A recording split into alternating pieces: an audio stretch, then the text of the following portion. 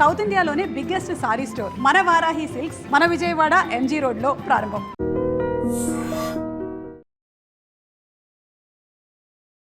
నమస్కారం, welcome to I dream. ధర్మ మార్గం విత్ విజిత కార్యక్రమానికి స్వాగతం.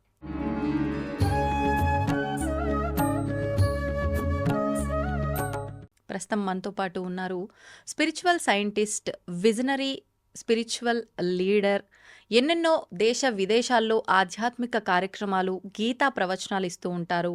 దేశ విదేశాల్లో ఉన్న వాళ్ళందరికీ కూడా ఆన్లైన్లో కూడా గీతా ప్రవచనాలు, గీతా క్లాసెస్ చెప్తూ ఉంటారు. వారే గౌరంగా దర్శన్ దాస్ ప్రభుజీ. ఇప్పుడు వారితో మాట్లాడి మరిన్ని విషయాలు తెలుసుకుందాం. మనకున్న సందేహాలన్నింటినీ కూడా నివృత్తి చేసుకునే ప్రయత్నం చేద్దాం. హరే కృష్ణ ప్రభుజీ. హరే కృష్ణ. అయితే ఇప్పుడు అరటిపండు పెడితే ఏదో మారదు, లేదు ఆయనకి ఇంకేదో చేస్తే ఏదో మారదు. మారనప్పుడు ఇవన్నీ ఎందుకు చేస్తున్నాము అని అంటే ఆశించి చేస్తున్నాం. ఆశించకుండా ఇవి చేసినా నీకు ఫలితం ఉంటుంది. అది మీరు ఇందాక చెప్పిన దాన్ని బట్టి, అంటే మనం ఆరాధన చేసినా ఏం చేసినా ఆశించి చేస్తున్నాం. మనం ఆశించిన దానికి అది జరగట్లేదు అని అంటే ఖచ్చితంగా మనం ఇందాక మాట్లాడుకున్న కోపం, ద్వేషం భగవంతుడి పైన కూడా, అక్కడ మనకు ఇందాక అర్జునుడి కోడలు గాక దేవుళ్ళని మార్చితే బాగుండు అని మీరు చెప్పినట్టుగా మనం మార్చేయటము, ఇవన్నీ చూస్తున్నాం. అంటే ఒక పాపపు రాశి అక్కడంతా ఉన్నప్పుడు మనము దాన్ని దృష్టిలో పెట్టుకొని ఈ పూజలు, సరే ఈ పాపం తగ్గాలనో లేకపోతే నాకు పుణ్యం నేను మూట కట్టుకోవాలనో ఇవన్నీ చేస్తున్నాం. ఇవన్నీ కాదు, ఇవన్నీ చేస్తే ఏమీ జరగదు. ఎందుకంటే మన ప్రారంధంలో ఏముందో మనకు తెలియదు కాబట్టి. పోనీ నామం, మీరు అన్నట్లుగా భగవంతుడి నామస్మరణ చేస్తే మరి ఇవన్నీ సాధ్యపడతాయా? ఇంకా నేను ఈ అగరబత్తీలు పెట్టను, నేను ఈ అరటి పండ్లు, ఈ నైవేద్యాలు చేయను, అసలు నేను టెంపుల్కి కూడా వెళ్ళను, నేను ఇక్కడే ఉన్న ఫలంగా ఎక్కడ కూర్చున్నానో అక్కడ నిత్యము నేను స్వామి నామస్మరణ చేసుకుంటా, మరి నాకు సాధ్యపడతాయా ఇవన్నీ అంటే ఏం చెప్తారు? నామస్మరణ ఒక టాపిక్, ఓకేనా, దాని గురించి చెప్తాను. దాని ముందు నేను అగరబత్తి వెలిగించను, నైవేద్యం పెట్టను, గుడికి వెళ్ళను అంటే అలా చేయకుండా నామం చేసినా కూడా మనకి బెనిఫిట్ రావచ్చు. కానీ చేయకుండా ఎందుకు ఉండాలి? చెయ్యకూడదని నేను అనలేదు ఇంతకుముందు.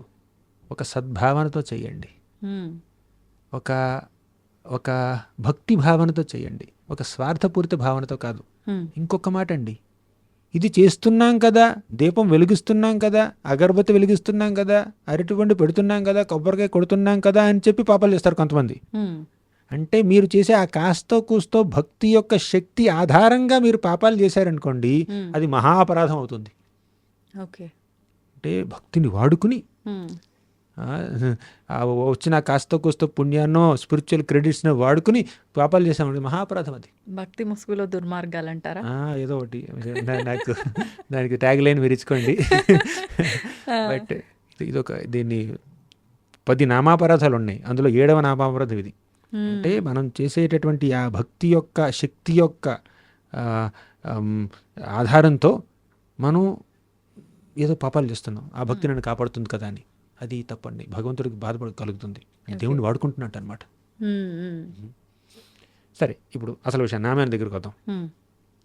భక్తి మార్గాన్ని ఆచరించాలి, నైవేద్యం పెట్టండి, గుడికి వెళ్ళండి, కొబ్బరికాయ కొట్టండి, ప్రదక్షిణాలు చేయండి, సాష్టాంగ ప్రణామాలు చేయండి, అన్నీ చేయండి, ఒక భక్తి భావనతో చేయండి. కేవలం భౌతిక సుఖాలని ఆశించి మాత్రమే కాదు. ఓకే, సరే, ఇప్పుడు నామం దగ్గరికి వస్తే హరినామానికి ఎన్నెన్నో మహత్తులు ఉన్నాయండి.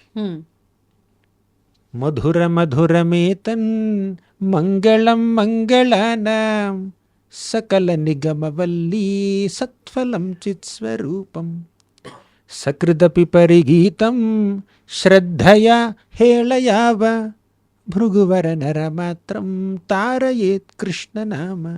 మధుర మధురమేతన్, మధురమైన వాటన్నింటిలోకి అత్యంత మధురమైనది కృష్ణనామం. మంగళం మంగళానం అంటే మనకి మంగళాల్ని, శుభాల్ని చేకూర్చే అన్ని ప్రక్రియల్లో కృష్ణుడి యొక్క నామజపం అన్నింటికన్నా ఉత్తమమైనది. మంగళం మంగళానం సకల నిగమవల్లి అంటే అన్ని శాస్త్రాల్ని ఒక వల్లి, ఒక క్రీపర్తో పోలిస్తే, ఒక లతతో పోలిస్తే ఆ లతకి పుట్టినటువంటి తీయని పండు శ్రీకృష్ణ నామం. సకృదపి పరిగీతం, ఒక్కసారి మీరు ఉచ్చరించిన నామాన్ని, ఒక్కసారి ఆయన యొక్క నామాల్ని గానం చేసినా కూడా, శ్రద్ధయా హేళయావ, శ్రద్ధతో చేసినా కూడా, ఒక హేళనతో, ఒక నిర్లక్ష్యంతో చేసినా కూడా, తారయేత్ కృష్ణనామ, ఆ కృష్ణనామం మనల్ని తరింపజేస్తుంది, మనకి ఆధ్యాత్మికంగా లాభాన్ని చేకూరుస్తుంది కానీ నష్టాన్ని కాదండి. అది నామం యొక్క మహత్వం. ఇలా శ్రీకృష్ణ నామాన్ని గురించినటువంటి శ్లోకాలు ఎన్నో, కొన్ని వందల కొలది ఉన్నాయి మన శాస్త్రాల్లో. శత్రుచ్ఛేదైక మంత్రం సకలముపనిషద్వాక్య సంపూజ్య మంత్రం సంసారోచ్ఛేద మంత్రం సముచిత తమసః సంఘ నిర్యాణ మంత్రం సర్వైశ్వర్యైక మంత్రం వ్యసన భుజగ సందష్ట సంత్రాణ మంత్రం జిహ్వే శ్రీకృష్ణ మంత్రం జప జప సతతం జన్మ సాఫల్య మంత్రం. శత్రుచ్ఛేదైక మంత్రం, మన శత్రువులందరినీ నశింపజేసే మంత్రం అండి కృష్ణ మంత్రం. అదేమిటండి భక్తులకు శత్రువులు లేరన్నారు ఇందాక, ఇప్పుడు శత్రుచ్ఛేదైక మంత్రం అంటున్నారు. ఇప్పుడు శత్రువులు అంటే బయట ఉన్న వ్యక్తులు కాదండి, మనలోనే ఉన్న అరిషడ్ వర్గాల శత్రువులు, మనలోనే ఉన్న కామం, క్రోధం, లోభం, మోహం, మదం, మాత్సర్యం మన శత్రువులు. మనలో ఉన్నటువంటి ఈర్ష్య, అసూయ, ద్వేషం, పగ ఇవి మన శత్రువులు. ఆ శత్రువుల్ని పూర్తిగా నాశనం చేసే మంత్రం కృష్ణ మంత్రం. శత్రుచ్ఛేదైక మంత్రం సకలముపనిషద్వాక్య సంపూజ్య మంత్రం. అంటే అన్ని ఉపనిషత్తులు, అన్ని శాస్త్రాలు ఈ కృష్ణ మంత్రాన్ని పూజిస్తున్నాయండి. అంటే రికమెండ్ చేస్తున్నాయి ఈ మంత్రాన్ని జపించమని. ఓకే. సంసారోచ్ఛేద మంత్రం, ఈ సంసార సాగరాన్ని, ఈ సంసారంలో మనం పడే కష్టాలన్నింటినీ ఛేదించే మంత్రం కృష్ణ మంత్రం. సముచిత తమసః సంఘ నిర్యాణ మంత్రం. అంటే తమస్సు అంటే అజ్ఞానం, అజ్ఞానాంధకారం. మనల్ని అజ్ఞానాంధకారా నుంచి బయటపడేసే మంత్రం అండి ఈ కృష్ణ మంత్రం. కృష్ణ మంత్రాన్ని జపించినంత మాత్రాన, హరే కృష్ణ మహామంత్రాన్ని జపించినంత మాత్రాన మనకి ఆధ్యాత్మిక జ్ఞానం కలుగుతుంది. ఓకే. ఇప్పుడు ధ్రువుడు ఉన్నాడండి, 5 ఏళ్ల వయసులో ఓం నమో భగవతే వాసుదేవాయ అని 6 నెలల పాటు జపించాడు. ఫిలాసఫీ చదవలేదు, గురుకులానికి వెళ్ళలేదు, వేదాధ్యయనం చేయలేదు, పూజలు పునస్కారాలు ఏమీ తెలియదు పిల్లవాడికి, 5 ఏళ్ల బాలుడు. కానీ ఒకటే చేశాడు, వాసుదేవ మంత్రాన్ని జపించాడు అంతే, 6 మాసాల పాటు అంతే. భగవంతుడి సాక్షాత్కారం కలిగింది. ఇక వాసుదేవుణ్ణి కీర్తించాలనుకున్నాడు, స్తుతించాలనుకున్నాడు ధ్రువుడు. కానీ పరిజ్ఞానం లేదు, మంత్రం తప్ప ఇంకేం తెలియదు. అప్పుడు వాసుదేవుడు ఏం చేశాడంటే తన యొక్క పాంచజన్య శంఖాన్ని తీసుకుని ధ్రువుడి తలకిలా ఆనించాడండి. అంతే. అన్ని శాస్త్రాల సారం ధ్రువుడికి అర్థమైపోయింది. కేవలం వాసుదేవ మంత్రాన్ని జపించినంత మాత్రానే అన్ని శాస్త్రాల్ని, అన్ని వేదాల్ని, అన్ని పురాణాలని పూర్తిగా అవగాహన చేసుకున్నాడండి ధ్రువుడు. సకలముపనిషద్వాక్య సంపూజ్య మంత్రం సంసారోచ్ఛేద మంత్రం సముచిత తమసః సంఘ నిర్యాణ మంత్రం. అంటే మనల్ని ఈ తమస్సు, అజ్ఞానాంధకారా నుంచి బయటకు తీసుకువెళ్ళి మనకి నిజమైనటువంటి ఆధ్యాత్మిక జ్ఞానాన్ని ప్రసాదించే మంత్రం అండి ఈ కృష్ణ మంత్రం. తర్వాత సర్వైశ్వర్యైక మంత్రం, అన్ని ఐశ్వర్యాల్ని కలిగించే మంత్రం కృష్ణ మంత్రం. ఐశ్వర్యం అనగానే మీకు కనిపిస్తూ డబ్బు, బంగారం, సింగారం, నగలు, మణులు, మాణిక్యాలు, అది కాదండి ఐశ్వర్యం అంటే. ఇక్కడ ఒక ఆత్మకి, ఒక జీవుడికి నిజమైనటువంటి ఐశ్వర్యం భగవంతుడి పట్ల ప్రేమ, భగవంతుడి పట్ల భక్తి. ఆ భగవద్భక్తే నిజమైన ఐశ్వర్యం. ఆ ఒక్క ఐశ్వర్యం మనకి చనిపోయిన తర్వాత కూడా మనతో పాటు వస్తుందండి. మీరు ఏ ఐశ్వర్యం ఉన్నా కూడా, పెద్ద కార్లున్నా, బంగ్లాలున్నా, నెక్లెస్లున్నా, వజ్రాల వైఢూర్యాలు ఉన్నా, ఆ ఐశ్వర్యంలో ఇసుమంత కూడా మీతో రాదండి చనిపోయిన తర్వాత. కానీ భక్తి, భగవంతుడి పట్ల ప్రేమ అనే ఐశ్వర్యాన్ని గనక మీరు సంపాదించుకుంటే మీకన్నా ధనవంతులు లేరు. అది మీ మరణం తర్వాత కూడా మిమ్మల్ని వెంటాడి వస్తుందండి. అది భక్తి సంపద. ఆ భక్తి సంపదని, ఆ ప్రేమ సంపదని, ఆ నిజమైనటువంటి ఆధ్యాత్మిక ఐశ్వర్యాన్ని ప్రసాదించేది కృష్ణ మంత్రం. సర్వైశ్వర్యైక మంత్రం వ్యసన భుజగ సందష్ట సంత్రాణ మంత్రం. మన వ్యసనాలు ఉంటాయి చూడండి, దాన్ని భుజగా అన్నారండి, పాములు. అప్పుడు పాముల్ని మనం కంట్రోల్ చేయాలంటే ఏం చేస్తాం, ఇది పాములోడు బోర ఉడతాడు, లేదంటే మంత్రాలు వేస్తాడు, కొన్ని మూలికలు వేస్తాడు కదా. ఈ కృష్ణ మంత్రం అలా మూలికలాగా పనిచేస్తుందండి. ఆ బోర్లాగా పనిచేస్తుంది. కంట్రోల్లో పెట్టడానికి. మన యొక్క వ్యసనాలనే ఈ కంట్రోల్లో కాదు, చంపేయడానికి. ఓకే. మన వ్యసనాలని, దుర్వ్యసనాలని, మనం పడే కష్టాలని, మనకున్నటువంటి దురలవాట్లని పూర్తిగా సమూలంగా నాశనం చేసే మంత్రం అండి కృష్ణ మంత్రం. సర్వైశ్వర్యైక మంత్రం, వ్యసన భుజగ సందష్ట సంత్రాణ మంత్రం, జిహ్వే శ్రీకృష్ణ మంత్రం. మీ యొక్క జిహ్వతో, మీ యొక్క నాలుకతో కృష్ణ మంత్రాన్ని జపించండి.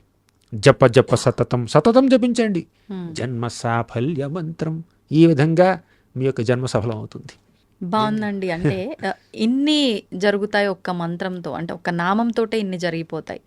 ఎందుకని అంటే ఎన్నెన్నో చేసి పేర్కొని పెట్టుకున్నాం అక్కడ, ఇవన్నీ కూడా తొలగిపోతాయి. అన్నిటికీ ఒక మంచి క్లియర్ రూట్ ఏర్పడుతుంది ఈ నామం చేయటం వల్ల, జపం చేయటం.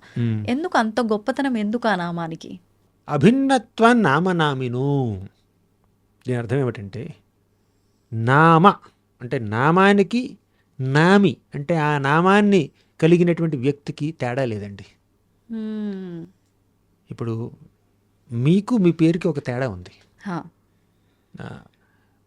నాకు నా పేరుకి ఒక తేడా ఉండొచ్చు. కానీ భగవంతుడికి ఆయన పేరుకి తేడా లేదండి, వ్యత్యాసమే లేదు. మీరు కృష్ణ అంటే కృష్ణుడి యొక్క స్వరూపంలో ఎంత శక్తి ఉందో ఆ శక్తి అంతా ఈ ఒక నామంలోనే ఉంది. అందుకే శ్రీ చైతన్య శిక్షాష్టకంలో ఏమంటారంటే, నామ్నామకారి బహుధా నిజ సర్వశక్తి తత్రార్పిత నియమిత స్మరణీయన కాల. నామ్నామకారి బహుధా అంటే భగవంతుడి యొక్క నామాలు ఎన్నో ఉన్నాయి. నిజ సర్వశక్తి, భగవంతుడి యొక్క సర్వశక్తుల్ని ఆ యొక్క నామంలో ఆయన నిక్షిప్తం చేశాడండి. కృష్ణ అనే నామంలో కృష్ణుడి యొక్క స్వరూపంలో ఎంత శక్తి ఉందో ఆ శక్తి అంతా కృష్ణ నామంలో ఉంది. గోవింద అనేటటువంటి ఒక నామంలో ఆ గోవిందుడి యొక్క వ్యక్తిత్వంలో ఎన్ని గుణగణాలు ఉన్నాయో, ఎంత పవర్ ఉందో, ఎంత శక్తి ఉందో, అదంతా ఒక నామంలో నిక్షిప్తమై ఉందండి. అందుకే ఆ నామాన్ని గురువు దగ్గర నుంచి, నామాలు కలిగినటువంటి ఒక మంత్రాన్ని గురువు దగ్గర నుంచి స్వీకరిస్తే, ఆ స్వీకరించినటువంటి ఆ మంత్రాన్ని, నామాన్ని జపిస్తే అప్పుడు మనం భగవంతుడి దగ్గర అవుతాం. ఈ భౌతిక విషయాలన్నింటి నుంచి దూరం అవుతాం. అది అంటే ఆ నామంలో భగవంతుడికి ఎంత పవర్ ఉందో అంత పవర్ ఇందులో నామంలో వచ్చేసింది. ఆయన ఇన్వెస్ట్ చేశాడు అనమాట పూర్తిగా. నాకు నా నామానికి తేడా లేదు. ముఖ్యంగా కలియుగంలో నామం ద్వారానే ఆయన చేరుకుంటాం. కృతేయ ధ్యాయతో విష్ణుర్ అంటే కృతయుగంలో, సత్యయుగంలో ధ్యానం చేస్తూ భగవంతుని చేరుకునేవాడు. త్రేతాయాం యజతోమఖై, త్రేతాయుగంలో యజ్ఞాలు, యాగాలు చేసేవాళ్ళు భగవంతుని చేరుకోవడం కోసం. ద్వాపరే పరిచర్యాయాం, ద్వాపర యుగంలో పరిచర్యలు, విగ్రహారాధన చేసేవాళ్ళు. కలౌ తద్ హరి కీర్తనాథ్, కలియుగంలో ఆ హరి యొక్క నామాల్ని కీర్తించేవాళ్ళు. కీర్తిస్తూ ఆయన చేరుకుంటాం అనమాట. నామానికి ఉన్నటువంటి మహత్ అది. ఇప్పుడు సాధారణంగా చూసినా కూడా ఒక వ్యక్తి యొక్క పేరులో ఒక పవర్ ఉంటుందండి. అంటే వ్యక్తి పేరుకి కొంచెం, ఇప్పుడు ఒక వ్యక్తి పేరు ఉందండి, ఆయన పేరు పద్మలోచన్ అనుకోండి, అంటే కలువలు లాంటి కళ్ళు ఉన్నవాడు అని. కానీ నిజంగా కలువ లాంటి కళ్ళు ఉన్నాయి ఆయనకి, ఉండకపోవచ్చు.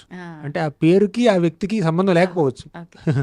అయినా కూడా అంటే కానీ భగవంతుడు అలా కాదు. భగవంతుడు కృష్ణ అంటే అందరినీ ఆకర్షించేవాడు కృష్ణుడు. నిజంగా ఆ గుణం ఆయనలో ఉంది.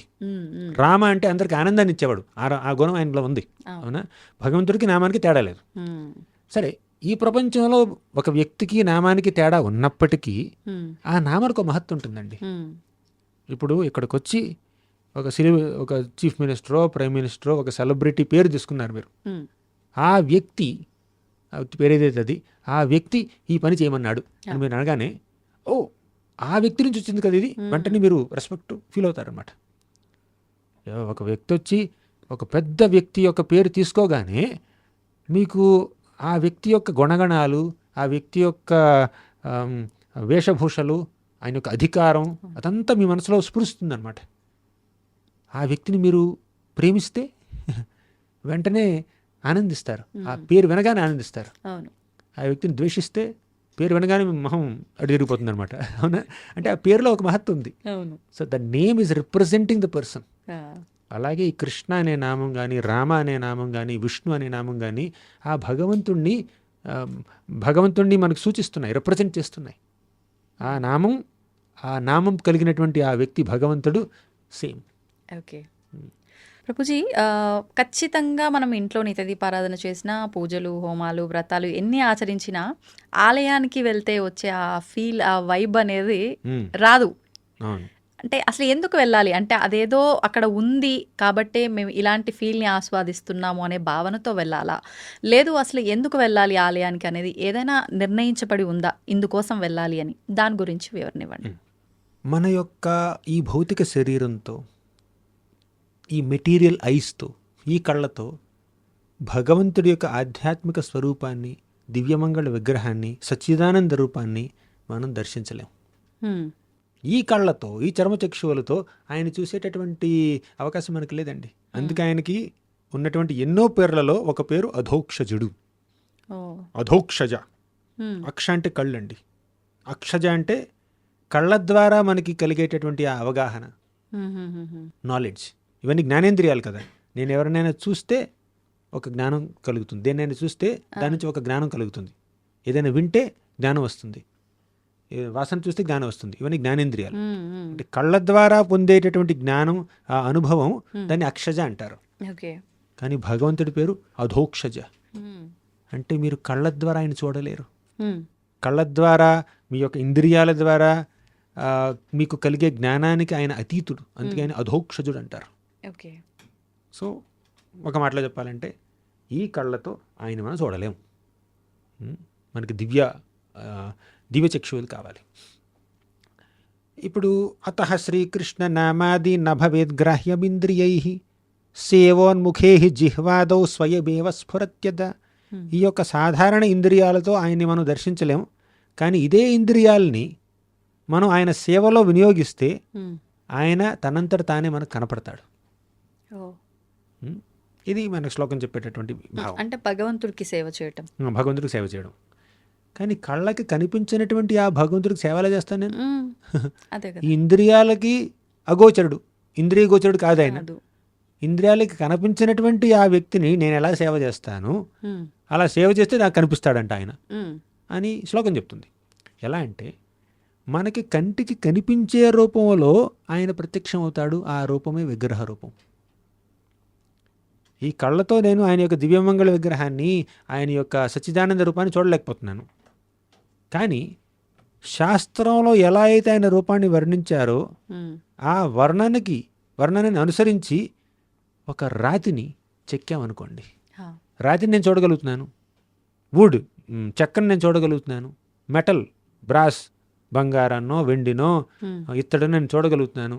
ఇప్పుడు ఈ మెటీరియల్స్తో ఒక విగ్రహాన్ని చెక్కారనుకోండి, ఎలా చెక్కుతారు? శాస్త్రాల్లో ఆయన యొక్క వర్ణన ఎలా ఉందో అలా. హా. కృష్ణుడు త్రిభంగ రూపంలో ఉంటాడు. హ్మ్. విష్ణువు ఏమిటంటే శంఖచక్ర గదాపద్మాలు ధరించి 4 చేతులతో ఉంటాడు. అవును. అలాగే శ్రీరామచంద్రుడు ధనుర్బాణాలు ధరించి ఇలా ఉంటాడు అనేటువంటి ఒక డిస్క్రిప్షన్ ఉంది కదా శాస్త్రాల్లో. హ్మ్. ఆ డిస్క్రిప్షన్కి అనుగుణంగా ఈ విగ్రహాన్ని ఇలా చెక్కారు. ఇది మనం చూసే పదార్థం. హ్మ్. ఆయన యొక్క శరీరాన్ని మనం చూడలేకపోతున్నాం, ఆయన యొక్క రూపాన్ని మనం చూడలేకపోతున్నాం. అవును. కానీ మనం చూసే పదార్థాల్లో ఆయన రూపాన్ని చెక్కుతారనమాట శాస్త్ర సమ్మతమైనటువంటి డిస్క్రిప్షన్స్తో. ఓకే. అలా చెక్కినటువంటి ఆ రూపాన్ని, రాతితో ఉన్నటువంటి రూపాన్ని విగ్రహంగా ఒక గుళ్ళో ప్రతిష్ఠించారు. మళ్ళీ యజ్ఞాలు చేస్తూ శాస్త్ర సమ్మతమైనటువంటి పద్ధతుల్లో ఆ విగ్రహానికి, ఆ రాతి విగ్రహానికి ప్రాణప్రతిష్ఠ చేశారు హ్మ్. ఉత్తమ భక్తులు. అప్పుడు ఆ విగ్రహం సాక్షాత్తు భగవంతుడేనండి. హ్మ్. విగ్రహం కాదు, రాయి కాదు, రాతి బొమ్మ కాదు, అవును. సాక్షాత్తు భగవంతుడు ఎక్కడున్నాడు.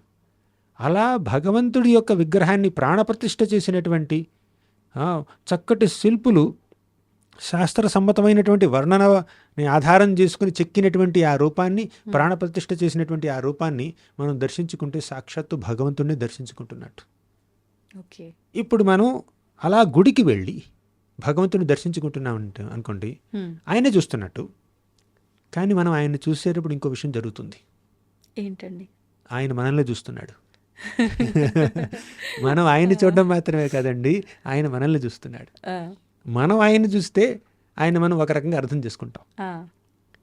కానీ ఆయన మనల్ని చూస్తే ఆయన యొక్క ప్రేమ వీక్షణాల్లో మనం స్నానం చేస్తాం, ఆయన యొక్క అనుగ్రహంలో మనం స్నానం చేస్తాం. హ్మ్. ఆయన యొక్క ప్రేమ వీక్షణాలు, ఆయన యొక్క చిరుమందహాసం మన మీద పడ్డాయి అనుకోండి, మనలో ఉన్నటువంటి ఆ భౌతిక వాంఛలు, హ్మ్. అనవసరమైనటువంటి ఆలోచనలు, ఆదుర్ద, ఆందోళన అన్నీ తొలగిపోయి మనసులో ఒక ప్రశాంతత ఏర్పడుతుంది, మనసులో భక్తిభావం కలుగుతుంది. మీరు అన్నట్టు ఇందాక పాజిటివిటీ వస్తుంది, నెగిటివిటీ పోయి. అంటే ఆయన యొక్క ఎనర్జీ వల్ల మనలో ఉన్న నెగిటివ్ ఎనర్జీ పోయి పాజిటివ్ ఎనర్జీ వస్తుంది. అందుకే గుడికి వెళ్ళినప్పుడు విగ్రహం ముందు కొంత సమయం ఉండండి, గుడి ప్రాంగణంలో కూర్చోండి. ఎందుకంటే అక్కడ ప్రాణప్రతిష్ఠ చేశారు, అది భగవంతుడి యొక్క నిలయం, భగవంతుడి యొక్క భగవంతుడి యొక్క ఇల్లు, అది ఆయన గృహం కాబట్టి ఆయన యొక్క ప్రభావం ఆ ఆలయ ప్రాంగణం మొత్తంలో ఉంటుందండి. ఆ ఆరాలో ఎంతో మహత్తు నిండినటువంటి, ఎంతో శక్తి నిండినటువంటి ఆ ప్రాంగణంలో మీరు కూర్చుంటే మీ మనసులో ఉన్నటువంటి అపవిత్రత పోయి మీరు పవిత్రులవుతారు. ఎలా తెలుస్తుంది ప్రభుజీ? అంటే మనం ఆయనను చూస్తున్నాం, అది మన క్లారిటీ ఉంది, ఆయన చూపు మన మీద ఉంది అని. దాంట్లో నమ్మకం ఉండాలి. క్లారిటీ ఉందన్నారు. క్లారిటీ ఎక్కడి నుంచి వస్తుందండి? ఒక ఫెయిత్, ఒక నమ్మకం నుంచి వస్తుంది, విశ్వాసం నుంచి వస్తుంది. ఇప్పుడు ఆయన భగవంతుడని నమ్మినప్పుడు మీరు ఆయన చూస్తున్నారు, ఆయన మీరు చూస్తున్నాడని ఎందుకు నమ్మట్లేదండి? మీరు పెట్టేటటువంటి ఆ నైవేద్యం ఆయన తింటున్నాడని నమ్మాలి. అవును. ఒక స్టోరీ చెప్తాను వినండి. ఈ సందర్భంలో ఒకసారి ఒక గురువు గారు పిల్లలందరికీ పాఠం చెప్తున్నాడు. భగవద్గీతలో శ్లోకాలు చెప్తున్నాడు అనమాట. ఏమని?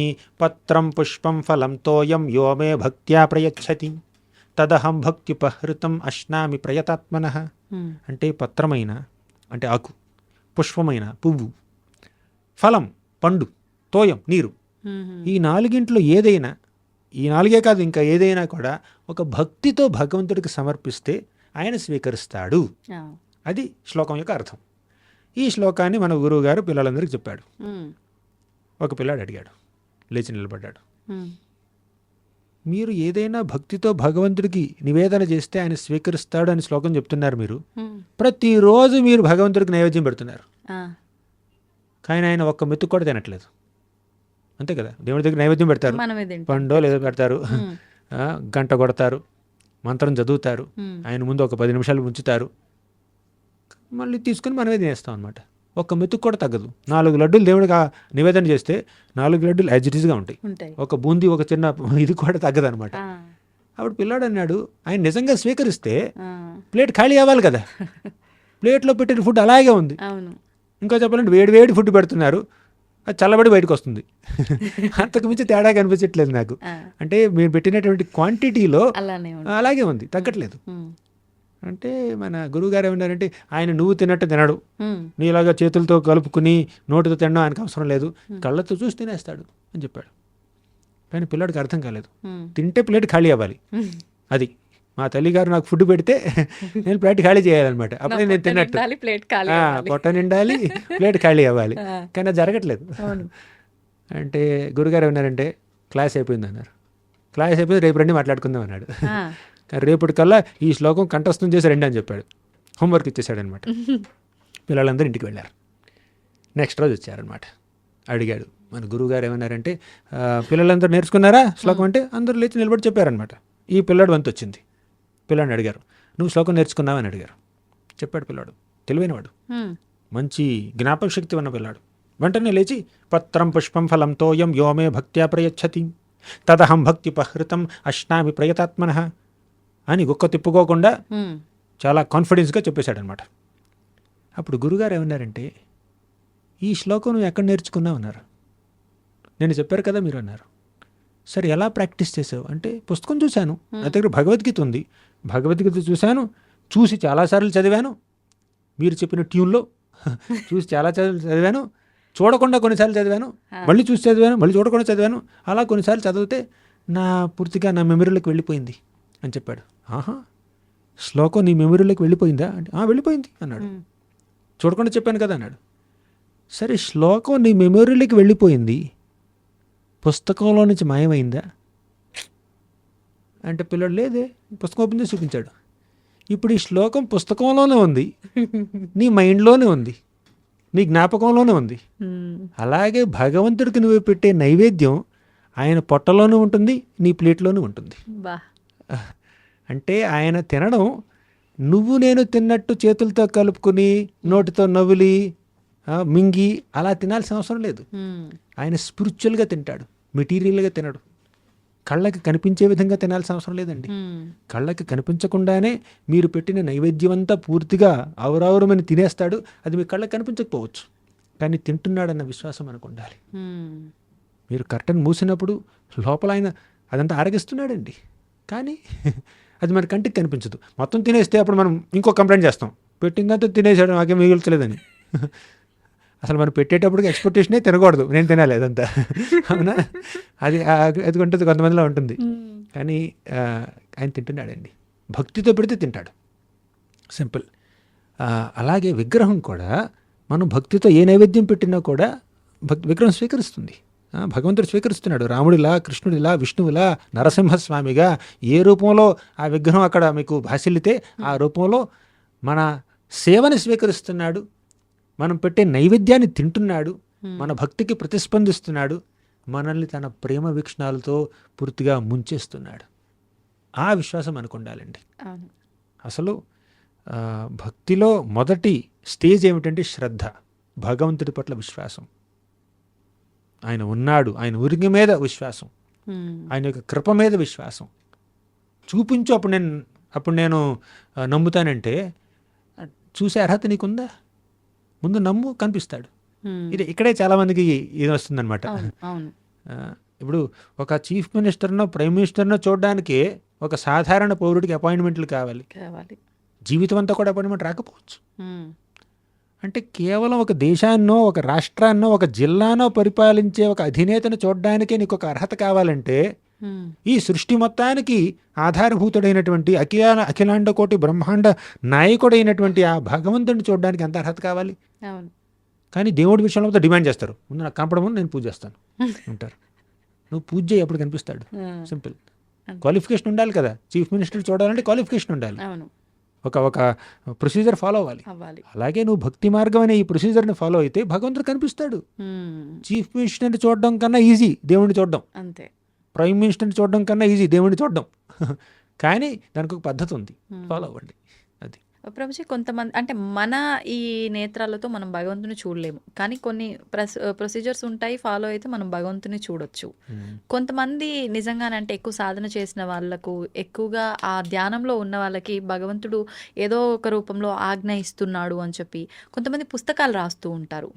నాకు స్వయాన స్వామి అంటే నాకు ఇట్లా వచ్చి చెప్పారు కల్లో అని చెప్పి ఇలా చెప్పి పుస్తకాలు రాసేస్తూ ఉంటారు. ఇవన్నీ నమ్మొచ్చు అంటారా ప్రభుజీ? అంటే డిపెండ్స్. ఇప్పుడు చాలామంది ఆచార్యులు, వైష్ణవాచార్యులు పుస్తకం రాశారండి. ఇప్పుడు వ్యాస భగవానుడు శ్రీమద్ భాగవతాన్ని రచించాడు. ఆయన గురువు గారు అయినటువంటి నారదముని వ్యాసుడికి చెప్పినటువంటి భాగవతం చిన్నది, కానీ వ్యాసుడు రాసినటువంటి భాగవతం 18,000 శ్లోకాలు ఉన్నాయి.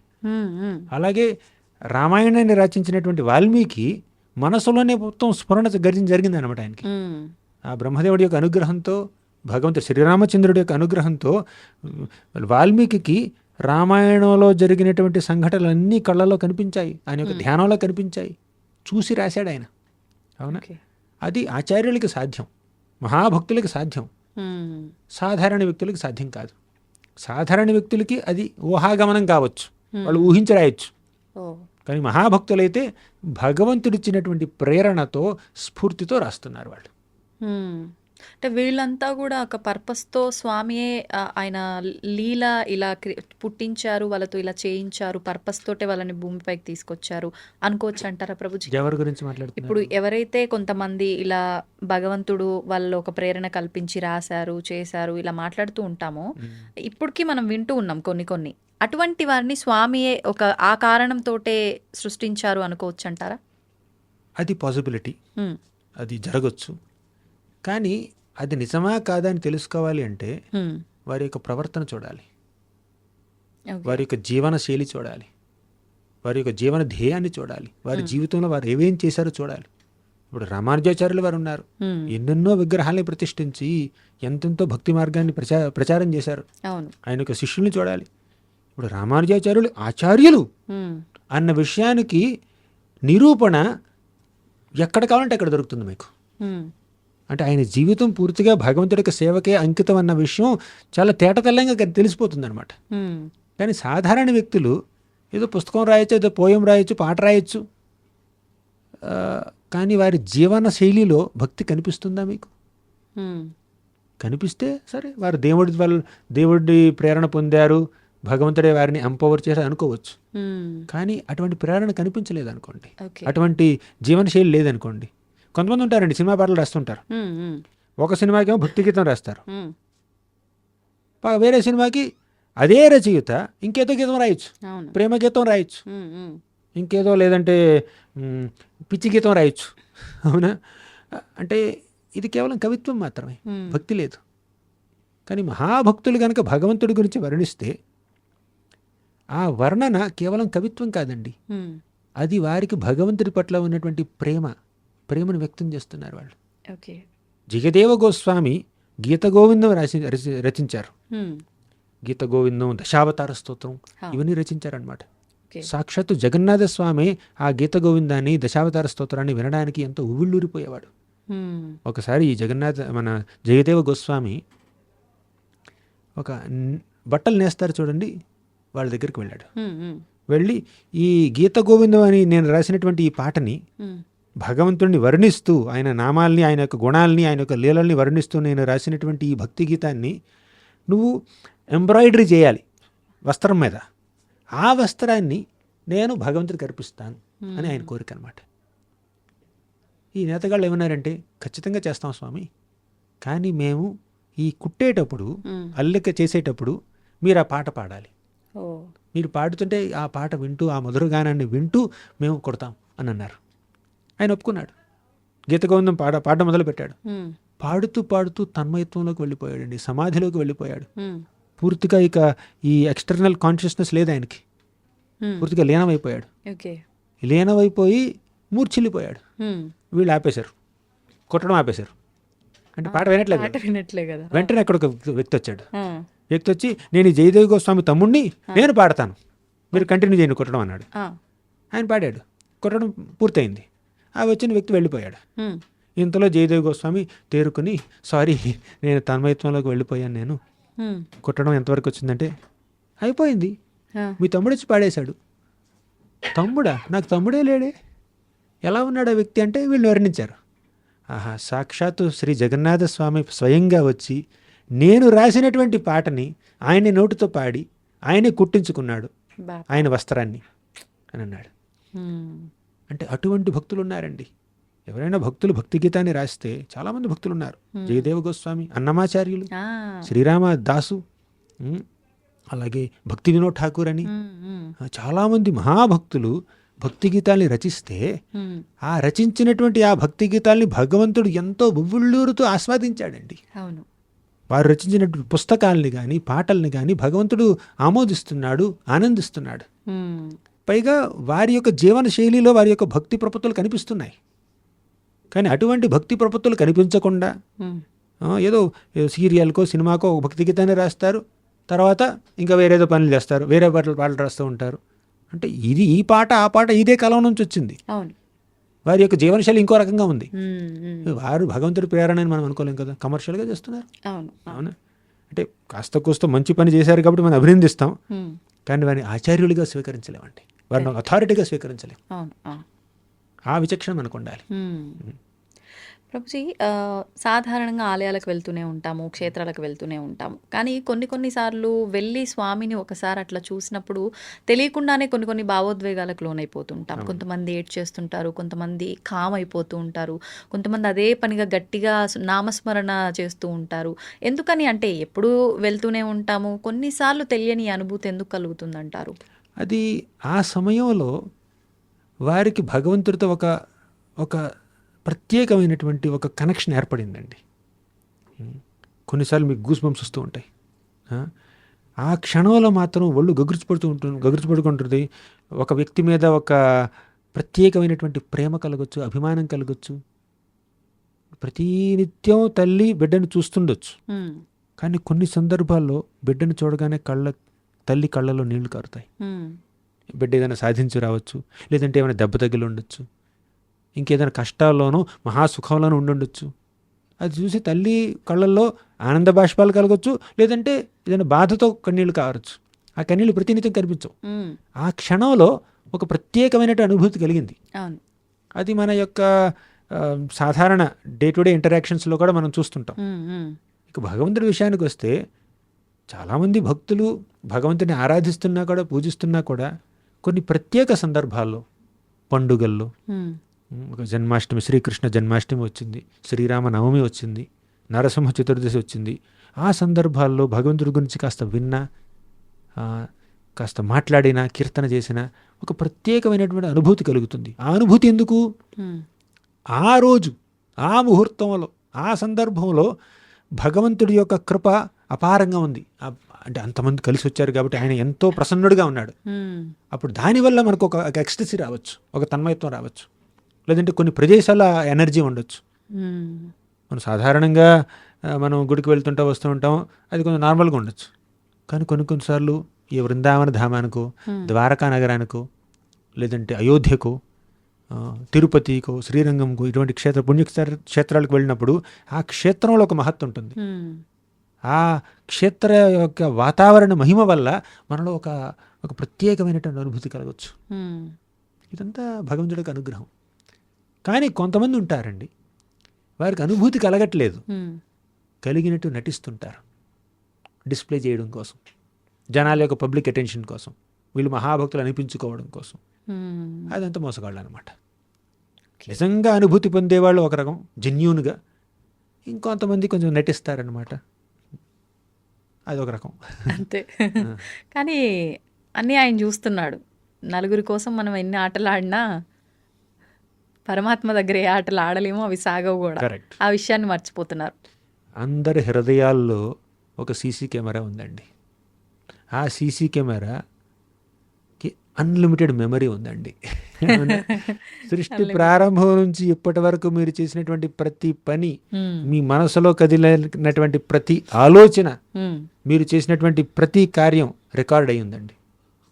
ఆ పరమాత్మ, ఆ CC camera, special CC camera, పరమాత్మ అనే సీసీ కెమెరా అన్నీ రికార్డ్ చేస్తుంది అనమాట. ఫుల్ హెచ్డి క్వాలిటీ విజువల్స్ అన్నీ రికార్డ్ అయ్యండి అనమాట. మనం ఆయన్ని నుంచి తప్పించుకోలేం. అంతే, ఇది ప్రతి ఒక్కరు గుర్తుపెట్టుకోవాల్సిందే. చాలా సంతోషం ప్రభుజీ, చాలా మంచి విషయాలు, చాలా చక్కటి వివరణ ఇచ్చారు. నిజంగా చాలా సంతోషంగా ఉంది మీతో ఇంతసేపు మాట్లాడినందుకు, ఇన్ని విషయాలు మీ ద్వారా నేను తెలుసుకున్నందుకు. మీరు మంచి ప్రశ్నలు అడిగారు. మీరు అడిగిన ప్రశ్నకి నేను సమాధానం ఇస్తే ఆ సమాధానం ఆధారంతో ఇంకా మంచి క్వశ్చన్స్ అడుగుతున్నారు. సో మీరు ఎక్స్ట్రాక్ట్ చేశారనమాట ఇవన్నీ. ధన్యవాదాలు Prabhuji. Hare Krishna. And for more videos, Please subscribe to iDream. Please subscribe to iDream. Please subscribe iDream. And please subscribe to iDream. For more videos, subscribe to iDream. please like, share, and subscribe to the channel. Congratulations, iDream. Subscribe to iDream. Subscribe to iDream. So subscribe to iDream Media. iDream ki iDream team andarki huge congratulations. Please subscribe iDream Media. Please subscribe to iDream. Subscribe iDream. Please subscribe to iDream. iDream అంటే నా కళల ఛానల్ను subscribe చేసుకున్న నోరు తిరుగుతలేదు, మీరైతే గంట గుర్తు కొట్టండి. For more such videos, please subscribe to iDream. Subscribe to iDream. Please subscribe to iDream. Please subscribe iDream Media. Please do subscribe to iDream. Please subscribe to iDream Media. For best entertainment and information, please subscribe iDream. And don't forget to subscribe to iDream.